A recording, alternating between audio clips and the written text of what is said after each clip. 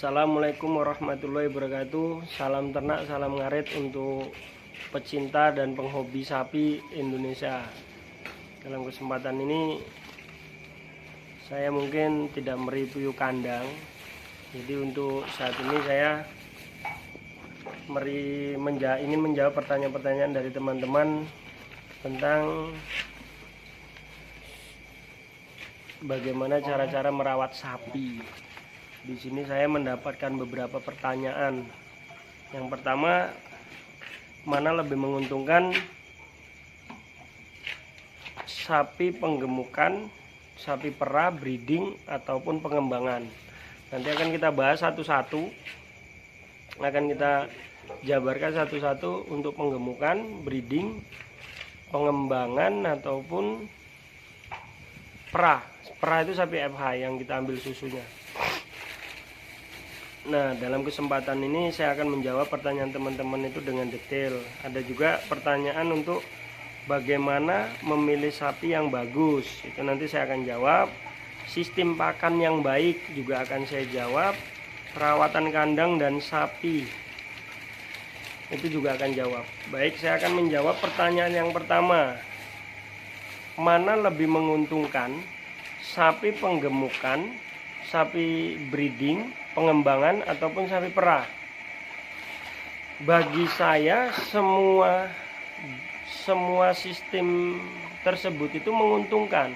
Hanya saja mungkin ada perbedaan-perbedaan sedikit yang wajib kita dan harus kita ketahui. Contoh pertama, sapi penggemukan, saudara. Kalau sapi penggemukan itu juga menguntungkan. Cuman kadang-kadang kita harus tahu triknya. Contohnya seperti ini. Kalau kita mau niat penggemukan, otomatis kita sudah menyiapkan segala sesuatunya. Dari pertama pakan, kandang, dan sapi yang akan digemukan.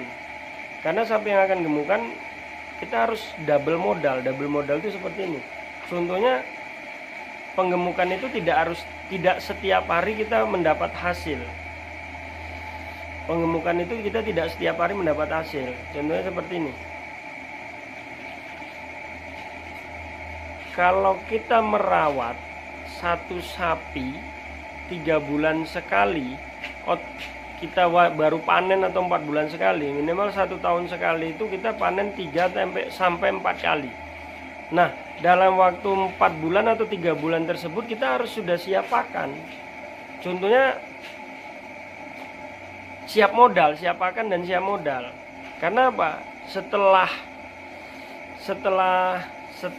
kita beli, kita rawat, otomatis kita kan harus memberikan pakan, menyiapkan pakan yang semaksimal mungkin, pakan yang bagus, harus yang protein dan vitaminnya juga yang harus tinggi. Karena kalau tidak, sapi tidak bisa gemuk.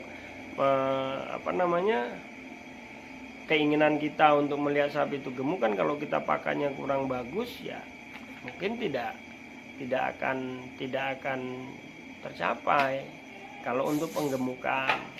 Jadi memang kalau untuk penggemukan kita harus siap modal. Nah, kalau bedanya apa dengan breeding? Kalau breeding lebih asik. Kenapa lebih asik? Lebih hemat. Cuman kita memang harus sabar. Yang penting manapun kita mau lakukan, yang penting kita harus sabar. Tapi breeding itu dia ke setiap makan dia tidak harus yang baik, yang bagus. Yang penting kita tetap jaga untuk vitamin, untuk supaya kandungan di dalamnya itu lebih baik lah, caranya itu lebih bagus. Makan dia sekedarnya, karena kalau sapi untuk breeding itu tidak breeding itu untuk untuk anak ya, maksudnya untuk beli indukan terus kita IB-kan atau kita kawinkan supaya kita mendapatkan pedet atau anak dari sapi tersebut.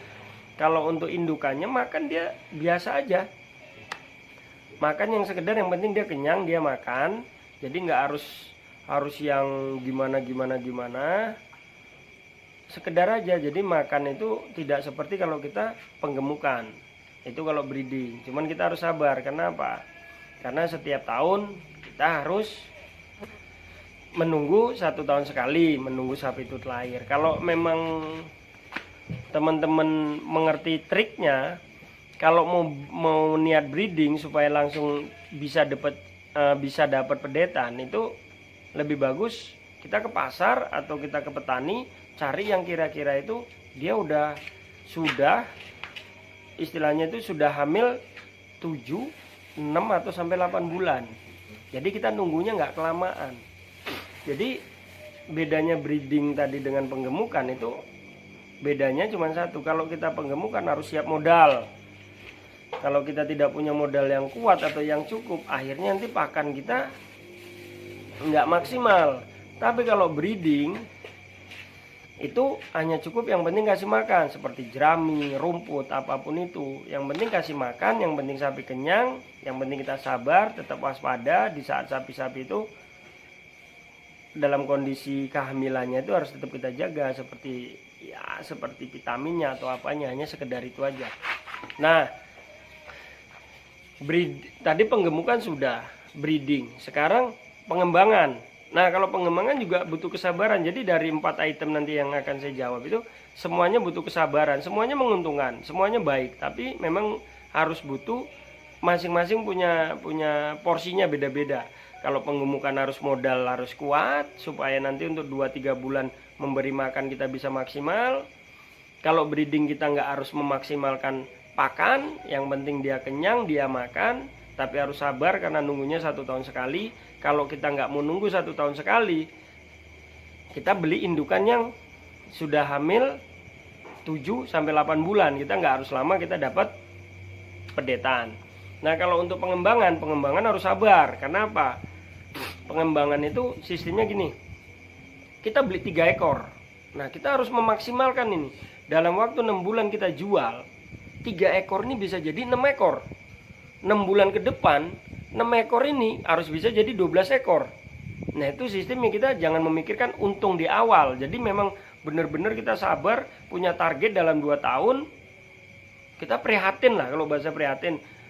Dari 3 ekor ke 6 bulan jadi 12 ekor, ke 1 tahun jadi 3 bulan, dari awal 3 bulan dari awal 3 ekor ke 6 bulan jadi 6 ekor, ke 1 tahun itu bisa jadi 12 ekor. Berarti kalau 12 ekor ke 1 tahun setengah 24 ekor, ke 2 tahun jadi 48 ekor.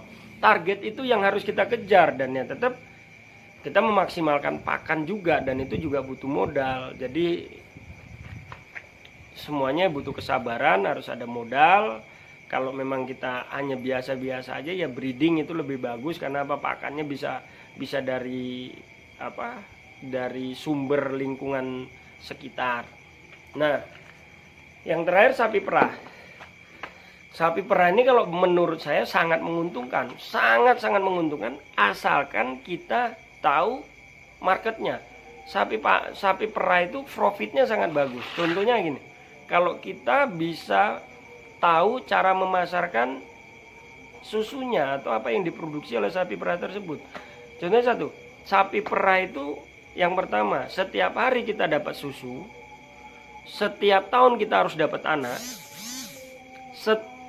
Kalau induknya sudah tidak produksi, kita bisa hasilkan daging. Jadi setiap hari kita dapat susu, setiap tahun kita harus dapat anak. Sudah tidak produksi atau afkir, dia itu kita bisa jual daging. Nah, kenapa saya bilang menguntungkan? Contohnya seperti ini.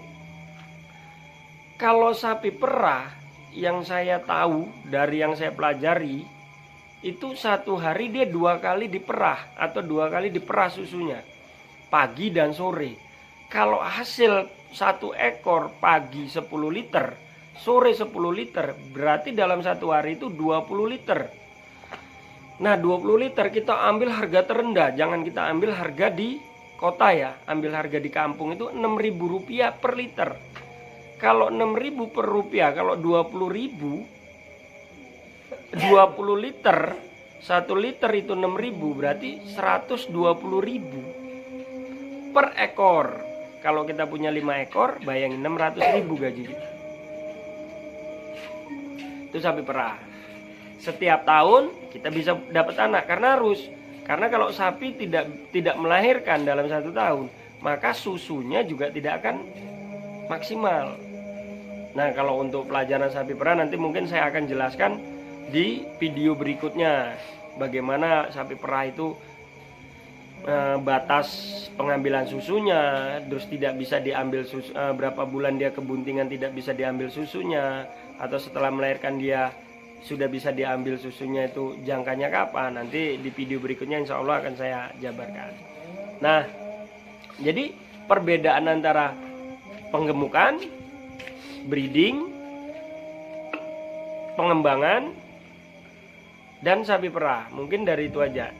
Semuanya bagus. Pertanyaannya mana yang lebih bagus? Semuanya bagus, tinggal mana kita dalam beternak ini kesabaran yang penting. Kesabaran itu yang tetap kesabaran. Terus jangan terlalu berpikir untung, tidak bisa. Jadi jalanin aja mana yang menurut hati kita. Kalau memang kita bisa semuanya, ambil semuanya. Tapi kalau bisa, fokuskan dulu ke satu program. Umpamanya aku ingin penggemukan. Nah, kalau penggemukan, ya jalannya seperti itu. Modal kamu harus pas. Modal kamu harus lumayan banyak. Karena apa? Minimal dalam 3 bulan atau 6 bulan masa panen kamu harus menyiapkan modal untuk pakan sapi tersebut. Jadi kalau memang niat penggemukan nggak bisa asal-asalan. Memang harus makanannya begini, harus konsentrat, harus rumput hijauan, harus vitaminnya bagus. Untuk apa? Untuk mendapatkan profit atau keuntungan yang lebih tinggi. Nah, kalau breeding tidak perlu makan banyak, yang penting tetap dijaga, dirawat, kebersihan kandang itu harus dijaga, terus harus dikontrol. Nah, insya Allah itu akan menghasilkan setiap tahunnya. Kalau kita nggak mau jangka sampai 1 tahun, maka beli indukan yang kira-kira usia 7 atau 8 bulan kehamilan. Nanti kan kita nggak lama itu, 1 bulan atau 2 bulan kita udah menghasilkan pedetan per ekor. Kalau kita punya beberapa ekor kan bayangkan. Kalau untuk pengembangan yang itu seperti itu tadi, kita tidak memikirkan hasil dari apa yang kita pelihara saat ini, cuman kita punya target. Targetnya apa? Awal 3 ekor, kita punya target 6 bulan ini 3 ekor harus jadi 6 ekor. 6 bulan ke depan 6 ekornya harus jadi 12 ekor. Nah, target itulah yang harus kita bisa enggak kita sampai ke situ, kan gitu. Nah, kalau untuk pertanyaan yang pertama mungkin udah saya bahas. Nah, ini lagi. Kalau untuk masalah penggemukan, kalau kita mau berbisnis, kalau bisa beli sapi dengan sistem timbangan. Karena ada 2 profit, 2 keuntungan kalau beli timbangan. Contohnya gini. Teman-teman beli sapi bobot 500 kg.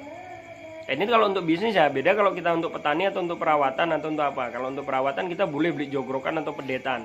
Tapi kalau untuk mau bisnis, mending beli sistem timbangan. Karena apa? Lebih menguntungkan.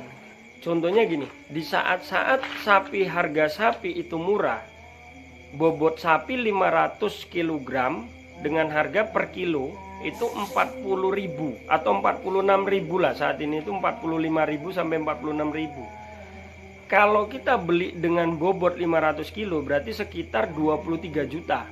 Itu harga saat ini ya, harga sapi murah 46.000 kali 500 sekitar 23 juta. Nah, kita rawat selama 3 bulan atau 6 bulan ke depan. Di sebelum Idul Adha kita jual di momen-momen Idul Adha atau Idul Fitri. Seandainya harga beli kita 46.000 kita beli harga pertama. Begitu mau Idul Adha itu biasa harga kenaikan itu sampai 60 sampai 70.000. Kita tidak usah tinggi-tinggi, di harga 60.000 aja. 60.000 berarti kita beli 46.000. Bobot 500. Di momen Idul Adha harga 60.000. Berapa keuntungan kita dapat? 14 sampai 15.000. Oke, kita genapkan 15.000. 15.000 dikali bobot awal ya. Jangan bobot yang sekarang, bobot awal. Karena kita itu udah keuntungan 500. Bobot awal itu 500 kg kali 15.000. 15.000 kali 500, 7,5 juta. Sudah jelas kita untung. Karena kita ngerawat selama 6 bulan dengan baik, dengan benar, masa ya kita tidak ada kenaikan ADG atau kenaikan berat badan, kan gitu. Jadi dari 500 kilogram awal beli 46.000, kita jual di momen Idul Adha 60.000, kita dapat 15.000 atau 14.000, dikalikan bobot awal itu berarti kita sudah punya keuntungan 7.500.000, 7 juta sampai 7.500.000. Nah, dalam waktu 3 bulan, 4 bulan atau 5 bulan, 6 bulan kita masa pemeliharaan, masa dari 500 kalau kita merawatnya dengan baik tidak naik menjadi 700 atau 750. Kita hitung dari belinya kita sampai jualnya kita udah mendapat keuntungan 7 juta sampai 7.500.000. Kelebihan dari 500 kita beli awal sama jadi bobot sekarang kita mau jual jadi 700, kita taruh 700 kilogram. Berarti kenaikan dalam waktu 3 sampai 4 bulan itu atau 5 bulan itu 200 kilogram. 200 kilogram tadi kita kalikan harga momen Idul Adha berapa? 60.000. 200 kali 60.000 12 juta. Itulah bisa jadi keuntungan kita. Yang 7,5 juta keuntungan dari harga untuk pakan dan operasional, yang kenaikan bobot 200 kg kali 60.000 itu sudah 12 juta. Itulah keuntungan kita dalam memelihara sapi. Itu jadi kalau kita mau bisnis beli timbangan, kalau kita mau rawat atau jadi petani ya itu bebas. Kita mau beli pedetan, merawat sampai tahap berapa lama, atau kita beli bakalan dengan harga jogrokan, itu bebas. Karena apa? Karena kalau jogrokan atau pedetan itu kadang-kadang piling, kita main piling, kita nggak tahu ADG-nya berapa atau berat badan berapa. Ini maksudnya berat badannya berapa, posturnya berapa, kadang-kadang seperti itu. Jadi kalau menurut saya lebih menguntungkan kita membeli sapi timbangan, sistem timbangan. Jadi sistem timbangan lebih bagus daripada kita kalau untuk bisnis ya jogrokan, kecuali kita memang bisa membuang sapi-sapi, maksudnya kita tahu pembuangannya. Karena apa, kalau jogrokan kita nggak tahu, kadang-kadang jogrokan timbangan 400 kita beli harga 20 juta, berarti harganya kita udah beli 50.000. Nah itu kan mungkin agak tinggi kalau menurut saya, karena itulah kalau menurut saya seperti itu. Jadi kita balik lagi seperti itu. Jadi kalau untuk bisnis lebih menguntungkan kita beli timbangan, sistem timbangan. Berapa per kilonya sekian, kita target untuk momen Idul Adha atau Idul Fitri kita udah punya keuntungan, kita bobot berat badan selama perawatan itu berapa, itulah keuntungan. Itu menurut saya. Kalau teman-teman ada yang tidak cocok ya ini nggak tahu, karena yang sudah saya lakukan seperti itu. Yang penting dalam berternak tetap semangat, tetap selalu berpikir positif. Hindarkan 3 hal: nafsu, ambisi, terlena. Nah, itu. Kalau dalam berternak hati-hati nih, dari dari nafsu, ambisi, terlena. Hati-hati dengan 3 hal ini. Kita punya duit, berangkat ke pasar, kena nafsu, wah ini punya duit harus beli ini. Akhirnya sapi yang kita beli gak jelas. Yang kedua ambisi, boleh kita ambisi, harus sapi yang seperti boleh ambisi boleh, tapi harus mengerti potensi. Kira-kira nih saya beli segini ada potensinya nggak untuk seperti ini, itu. Nah kalau terlena ini bahaya, kita begitu keenakan lihat sapi terlena, kita nggak kontrol lah. Hati-hati dengan 3 hal ini, nafsu, ambisi, terlena, itu hati-hati, itu dihindari kalau untuk sistem kita. Kedua, bagaimana merawat sapi itu dengan bagus. Nah, mudah-mudahan videonya nggak panjang. Bagaimana merawat sapi itu,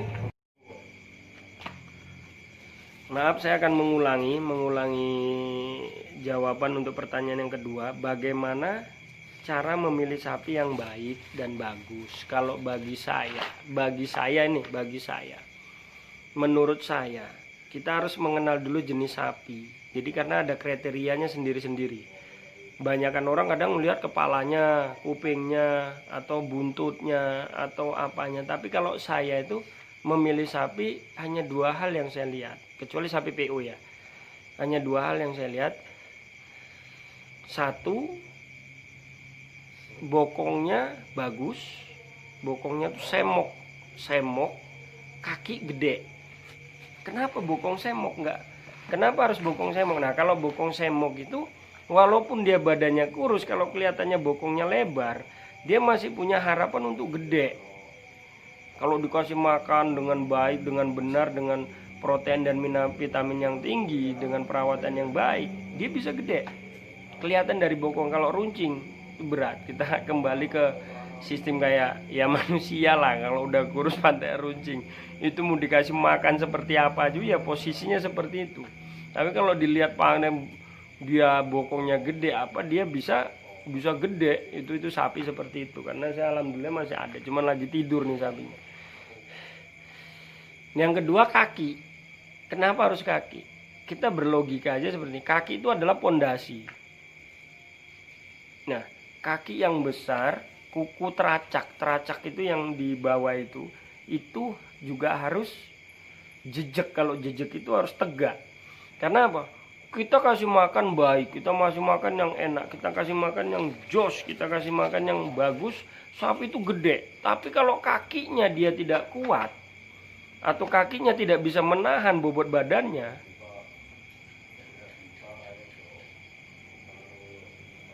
atau kakinya tidak bisa menahan badannya, alhasil dia tidak bisa kakinya tidak bisa menumpang badannya, ambruk, larinya ya kejagal. Tahu sendiri dong kalau udah kejagal itu seperti apa. Nah, jadi dengan kesempatan ini kalau ditanya bagaimana cara memilih yang sapi yang bagus, kalau saya jujur dari bokong dan kakinya. Kaki harus besar, teracak harus jejak, bokongnya itu harus semok. Nah, beda sama PO. Kalau PO saya lihat dari kepala lagi. Jadi sugesti kalau orang-orang kan secara tradisional melihat yang seperti ini. Kalau saya enggak, kaki, bokong, jenong. Nah, itu kalau PO. Kalau PO asli itu jidatnya yang ceduk, jenong itu kan, ceduk, jenong, kaki teracaknya bagus, bokongnya semok, insya Allah itu sapi yang agak tinggi ya, itu PO super, itu asli PO. Nah, untuk pertanyaan itu sudah saya jawab. Pertanyaan yang kedua, bagaimana memilih sapi yang bagus? Kalau menurut saya seperti itu. Kalau limau, sinsemental atau yang lain saya lihat dari kaki dan bokong. Kalau khusus untuk sapi PO, itu kepala yang jenong, tapak dikit lah, jenong, kakinya gede, teracaknya tegap, bokongnya semok. Nah, itu kalau PO, itu khusus PO. Ini saya jawab pertanyaan ketiga. Sistem pakan yang baik. Nah, sistem pakan yang baik itu menurut saya itu, maksudnya sistem pakan yang baik ini pemberian pakan yang baik atau gimana? Harus teratur. Sistem pakan yang baik. Terus pakannya juga harus jelas. Maksudnya nggak asal-asalan. Yang penting dikasih makan kenyang nggak bisa. Jadi memang harus ya itu tadi kalau sistem penggemukan. Ini mungkin saya jawab masalah penggemukan ya. Sistem yang pakan yang baik itu ya harus vitamin. Dia kalau saya pelajar dari ada dokter itu teman-teman kalau menjelaskan itu kalau untuk konsentratnya dia 2% 2% dari bobot sapi tersebut. Untuk rumputnya itu 10%, beratnya itu 10% dari bobot sapi tersebut. Ada yang ngomong 1% untuk konsentratnya, kalau rumputnya tetap 10%.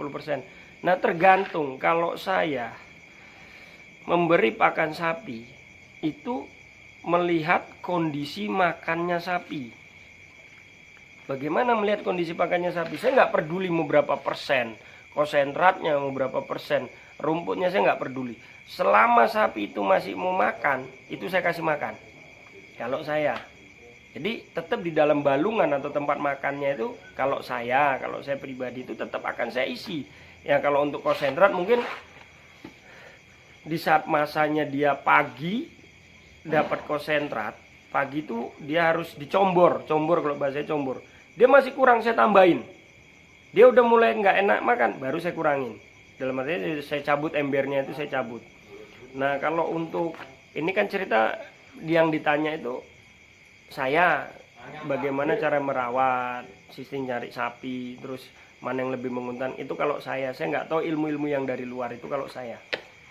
Nah, kalau masa combor itu pagi, saya nyombor 1 ember kurang saya tambahin, 2 ember kurang saya tambahin. Begitu dia berhenti, stop. Nanti senggang waktu baru saya selingi rumput. Nanti sistem combor nih saya ceritain. Nanti sore jam 3. Jam 3 saya nyombor lagi. Ya seperti itu. 1 ember kurang saya kasih, 1 ember cukup saya stop. Jadi saya nggak mikir 1% dan 2% saya nggak mikir. Ya ini yang ditanyakan saya, sistem saya seperti itu. Nah kalau rumput setelah nyombor itu nggak akan berhenti, tetap walaupun dia mau makan habis saya tambahin terus, saya tambahin sampai dia nanti sapi kalau udah kenyang tidur. Kalau dia masih mau ngunyah, biarkan dia ngunyah, tambahin terus, yang penting di tempat makannya itu masih ada. Itu sistem saya. Nah kalau saya memang kalau siang hari itu biasanya saya selingi pakai cemilan singkong tuh kalau di kampung saya ini namanya budin itu singkong itu dicaca, direndam air garam untuk mengurangi mengurangi kadar ininya lah. Itu saya kasih garam, saya rendam garam. Setelah saya rendam untuk berapa saat, jam 12 itu azan zuhur itu saya kasih makan tuh, saya kasih cemilan itu, saya kasih cemilan. Nah itu nanti setelah nyemil selang berapa saat saya kasih rumput lagi. Begitu saya kasih rumput lagi, nanti kan saatnya jam 3 itu nyombor. Ya seperti itu saya bilang, 1 ember kurang saya tambahin, 2 ember kurang saya tambahin sampai benar-benar dia berhenti. Ya kita wolak-walik, yang di sini kurang ambil dari sini kurang ambil dari sini, paling itu kalau saya. Terus ketiga habis itu selesai itu saya jeda 1 jam biar dicerna dulu. Di dalam pencernaan dia udah enak diolah, saya corong rumput sampai malam. Biasa saya kalau malam itu juga nyombor, cuman sekarang saya kurangin karena apa, saya khawatir dia namanya manusia itu ya, kalau ibaratkan manusia itu harus tetap ada jedanya, ada jeda makannya biar diproses dulu. Itu nanti sampai malam rumput kadang-kadang tebon jagung apa aja lah, rumput jenisnya rumput, sampai besok pagi baru kita combor lagi. Itu kalau sistem pakan saya. Yang saya terakhir itu bagaimana perawatan kandang dan sapi yang baik. Kalau saya yang penting kandang itu bersih. Jangan kandang tuh sapi ya kadang-kadang kalau musim panas kita mandiin sekali-sekali nggak apa-apa. Yang penting kandang bersih, jangan sampai ada kotoran apa, maksudnya kalau kandang apa itu ya bersih, disiram, harus dia steril lah dari kotoran. Karena apa? Kadang-kadang di teracak itu kan kaki, kuku. Kalau kita nggak bersihkan, kalau saya pakai steam ya, saya bersihin pakai steam itu. Kadang-kadang dia kotoran yang lama nempel, yang kering itu yang mengakibatkan jamur, kekeroposan di kuku sapi tersebut. Tapi kalau kita bersihin setiap saat, kukunya itu semprot, walaupun dia tetap nginjek teletongnya ya, bahasanya itu nginjek teletong, tapi udah berganti lagi. Jadi bukan teletong yang udah berkuman yang ada di teracaknya itu atau di kukunya, tapi udah teletong baru lagi, karena setiap saat kita bersihin. Itu kalau menurut saya itu bersihnya seperti itu. Jadi teletong yang lama bersih dari kuku, walaupun dia nginjek teletong yang baru, besok udah agak kering dibersihin lagi, jadi nggak sampai menjamur di kuku tersebut, karena akibatnya mengakibatkan kekeroposan di kuku sapi. Efeknya kalau udah kuku itu kan penompang, kalau udah keropos perbaikannya udah sulit, ujung-ujungnya udah jual murah kita. Jadi cara perawatannya mungkin menurut saya seperti itu. Jadi ini kan yang ditanyakan ke saya, bagaimana Mas Joko sebagai owner Lembu Benggolo itu merawat sapinya ya. Terus ada yang nanya mana keuntungan merawat sapi penggemukan, breeding, perah ataupun pengembangan, itu juga udah saya jawab. Jadi itu menurut saya. Terus beli kalau untuk bisnis, sistem timbangan atau apa, itu juga udah saya jawab. Jadi yang saya ucapkan atau yang saya sampaikan itu sistem apa yang saya lakukan. Jadi bukan yang saya lakukan, yang saya dapat ilmu mungkin saya belajar dari sini tuh. Jadi bukan dalam arti kata harus seperti itu, bukan. Itu dari saya. Jadi mungkin teman-teman yang lain punya cara sendiri atau punya apa sendiri. Nah, itu yang bisa dipakai. Cuman dalam satu hal, dalam berternak itu kita harus tetap punya relasi atau teman untuk saling bertukar pikiran, sharing, terus saling menanyakan atau bagaimana. Nah, itu harus tetap. Jadi jangan kita ternak dia begitu wayanya kita harus jual sapi kita bingung, wayanya kita ada sapi apa-apa itu juga harus bingung. Kedua, kita harus koordinasi juga dengan mantri atau dokter hewan ya. Hewan sapi harus ada hubungan dengan dokter hewan atau mantri. Jadi kalau sapi seandainya ada yang sakit atau gimana, kita bisa konsultasi dengan mereka karena mungkin mereka yang lebih memahami ilmunya tentang hewan. Nah, seperti itu teman-teman, sahabat ngarit, sahabat ternak. Untuk pertanyaan yang tadi sudah jawab semua. Kalaupun kurang ada yang salah, saya minta maaf karena apa yang saya sampaikan, yang saya lakukan di kandang saya, kandang atau farm lembu benggolo, itu yang saya lakukan. Kalaupun teman-teman ada cara atau sistem lain, yaitu mungkin teman-teman, yang penting ada tempat kita di saat ini kan sharing, bertanya, saya jawab dan saya buatkan videonya. Nanti jangan lupa tetap di channel Joko Susanto, like, komen, dan subscribe, pencet loncengnya. Wabillahi taufiq wal hidayah. Wassalamualaikum warahmatullahi wabarakatuh. Salam ngarit, salam ternak Indonesia, sukses selalu.